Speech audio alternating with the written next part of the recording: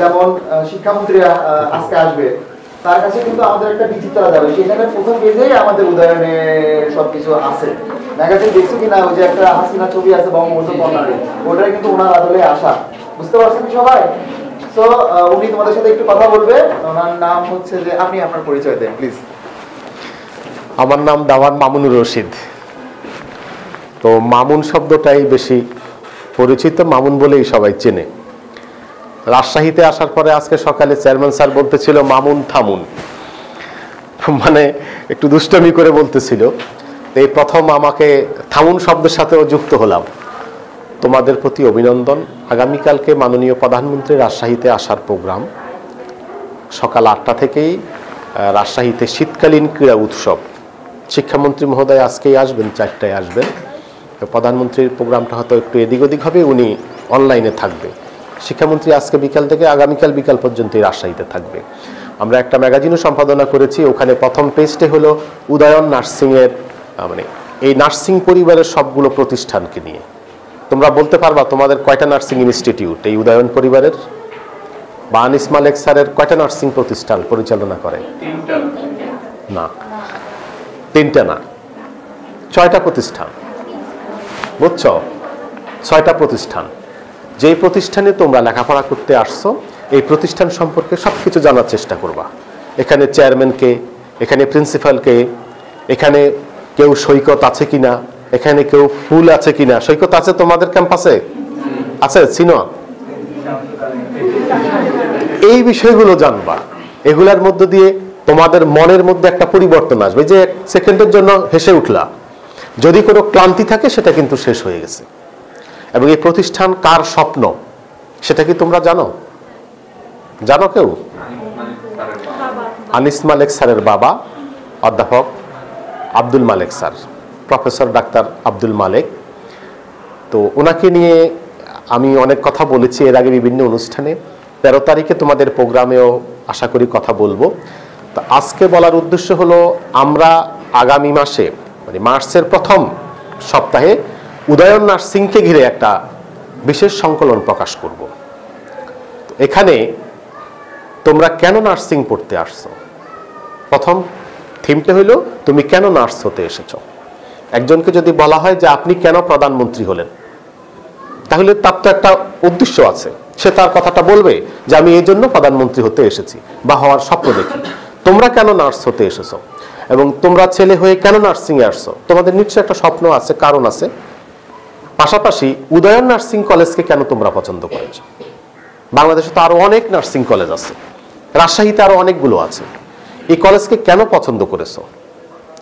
তৃতীয় কথা হলো, কলেজকে পছন্দ করে ভর্তি হওয়ার পরে এখান থেকে কি তোমরা সুবিধা পাচ্ছ। ভালো শিক্ষক পাচ্ছ, ভালো খাবার পাচ্ছ, ভালো আচার ব্যবহার পাচ্ছ, গাড়ি পেয়েছ, উদয়নের নামে বিমান পেয়েছ, কি পেয়েছ।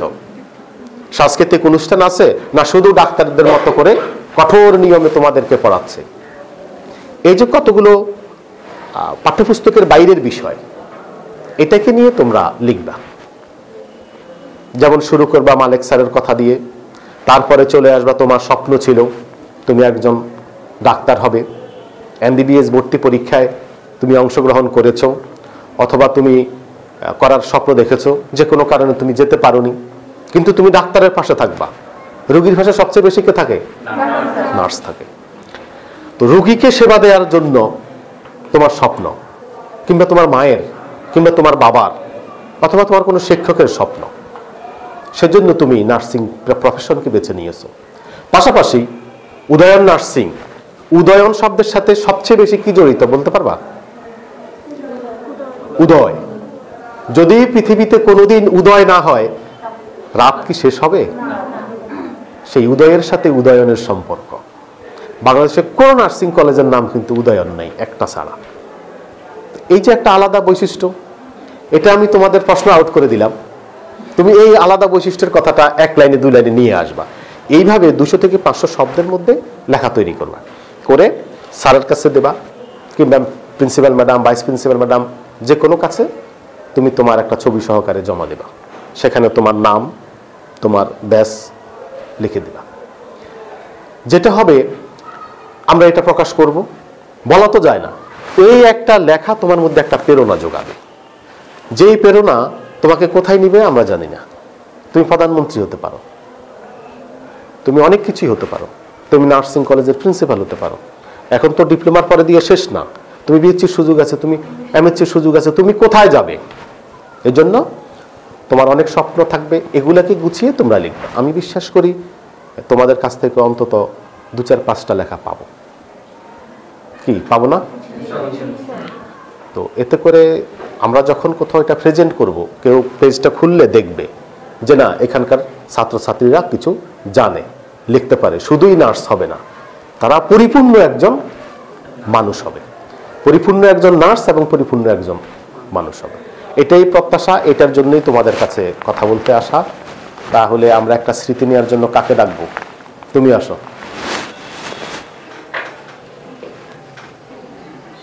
পারবো না এমন কোন শব্দ আছে? বলো, পারবো না এমন কোন শব্দ আছে দুনিয়াতে? তুমি পারবা, তোমাকেই পারতে হবে। ওদিক থেকে কথা বলার একটা ছবি নিয়ে পরে এদিক থেকে স্টুডেন্টেরটা আমরা নেব। স্যার আর একটু ক্লোজ হয়ে আসেন। তোমাদের সাথে যে কথাটা শেষ মুহূর্তে বলা, এখান থেকে তুমি যদি লাভ দাও তাহলে কোথায় গিয়ে ঠেকবা? আছে কেউ বাইরে আছে? আসো। তোমরা যদি এখান থেকে মনে করো আমি যদি বলি লাভ দাও, তাহলে উপরে কতটুক যেতে পারবে তুমি লাভ দিয়ে? কোন পর্যন্ত যেতে পারবে? কথা বলো। ছাদ পর্যন্ত। ছাদের উপরে কি তুমি যেতে পারবে?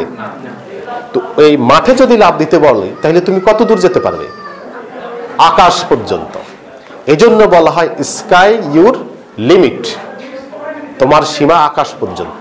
তুমি কত দূর যাবে এটা সিদ্ধান্ত তোমার। তুমি নার্স থেকে আরো কত কি হবে এই সিদ্ধান্ত তোমার।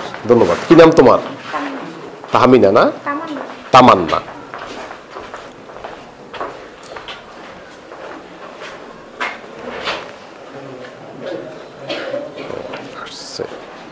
আমরা মিডলে আসলে ছবিটা আসবে, এখান থেকে ওদের ক্যাফি দেখা যাচ্ছে। তামান্না আসো আবার। আজকে তুমি আমাদের না মধ্যমণি, প্রেজেন্টেশন হতে হবে। এখানে আসলে সুন্দর আসবে। আরেকটু পেছন থেকে না, যে কোনো কিছুর প্রেজেন্টেশন করবে খুবই সুন্দর করে।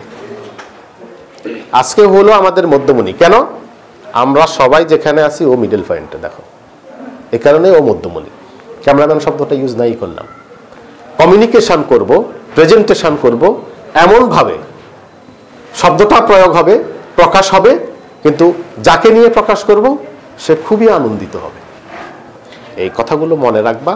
স্কাই ইউর লিমিট, তোমার সীমা আকাশ পর্যন্ত। তুমি কত দূর যাবে সিদ্ধান্ত তোমার। আল্লাহ কিন্তু ছেড়ে দিয়েছে, আকাশে ওঠার ক্ষেত্রে কোনো বাধা দেয় নাই। তো আমি যা কিছু বললাম শুধু এটাকেই যদি তুমি সাজাও তাহলে কিন্তু উদয়নকে নিয়ে একটা লেখা হয়ে যাবে। ধন্যবাদ তোমাদেরকে। আমরা পরবর্তী ক্লাসে যাব। আর এখান থেকে আমাদের মাইক্রোবায়োলজির জন্য কাকে কাকে সিলেক্ট করতে পারি? একজন হয়ে গেছে, 100 নাম্বার পেয়ে গেছে। তামান্না 100 নাম্বার পেয়ে গেছে। তামান্না একজন। তারপরে আর কে কে? মনে করো তোমরা বিদেশ যাওয়ার একটা টিকিট পাবা আর কি। আমরা এই আলোচনাটা এখন করতেছি। ওকে দেন। ওদের দুজন, তো এই দুজনকেই দেন। দুজনের বাড়ি কি রাজশাহীতে? আমি জানতাম তো তোমরা দুজন রাজশাহীর। অমিত নাম না? এই দুজন। তামান্না কত রোল? 90। আর দুজনের ক্লাস থেকে নেই। ওখানে নার্স আছে, ওখানে নার্সিং আছে। আচ্ছা ঠিক আছে, ঠিক আছে। একটু গ্রুপ ফলো করো। হ্যাঁ, একটু গ্রুপ ফলো করো। আসো না, অনলাইনে থাকো তো। একটু নক দিলে একটু রেসপন্স করো। ডাকতে পারি, ডাকবই। ডাকতে পারি না, ডাকবই। ডাকবো কিছুক্ষণ পরে। স্যার ডাকবে তোমাদের তিনজনকে। কোন ম্যাডামের ক্লাস? তোমার নাম্বার বলো। শাহিদা ম্যাডাম। আমরা ওদেরকে অল্প কিছুক্ষণের জন্য নিয়ে করে দেবো। রাজশাহী বিভাগের বাইরের আছো কে? সবাই রাজশাহী বিভাগের? বিভাগ বিভাগ বিভাগ রংপুর বিভাগ। ঠিক আছে, বসো। তোমাদেরকে ডাকলে আসবা। ঠিক আছে, সবাই ভালো থেকো। আর মনে রেখো, sky your limit. Thank you. Thank you. গাইডলাইনটা তোমরা দিলে অনেক ভালো হয়, হ্যাঁ অনেক ভালো হয়। কোনটা? মানে এই যে মোটিভেশনাল কিছু হ্যাঁ হ্যাঁ হ্যাঁ, মোটিভেশন তো মারাত্মক স্টুডেন্টদের দরকার। আমি মনে করি নট এনাফ, আমি মনে করি পাঠ্যপুস্তক পাঠ্যপুস্তকের মতো করে থাকবে। এই জিনিসটা নাই যে পাঠ্যপুস্তকটা তো তাকে প্রেরণার জন্য না, তাকে কন্ট্রোলে রাখার জন্য পাঠ্যপুস্তক, যে তাকে পাস করতে হবে, সার্টিফিকেট পেতে হবে। কিন্তু যখন সে বহুমাত্রিকতায় জড়িয়ে যাবে তখন সে আনন্দ অনুভব করবে, তাকে নানা মুখে লাগবে। অনেক মোটিভেটেড দরকার আছে। হ্যাঁ, হ্যাঁ, হ্যাঁ। এরকম অনেক দরকার আছে এখানে। ডিপ্লোমা 2 আর 3, এটা কোন ব্যাচ? ডিপ্লোমা সেকেন্ড ইয়ার না? ওকে, ওয়ালাইকুম আসসালাম। বসো সবাই। তোমাকে চেনো কেউ? তোমরা চেনো না? আচ্ছা, আমি যেদিন এসেছি দুর্ভাগ্য, ওরা কেউ ছিল না। ছিল না মানে আমরা কিন্তু একদম কিছুদিন আগে আমরা মাঠের ভিতরে একটা ফটো সেশন করছিলাম, তোমরা সব স্টুডেন্টদেরকে নিয়ে ছিলা না? আচ্ছা, যাই হোক, মানে মূল কথা হচ্ছে যে আমাদের উদয়নকে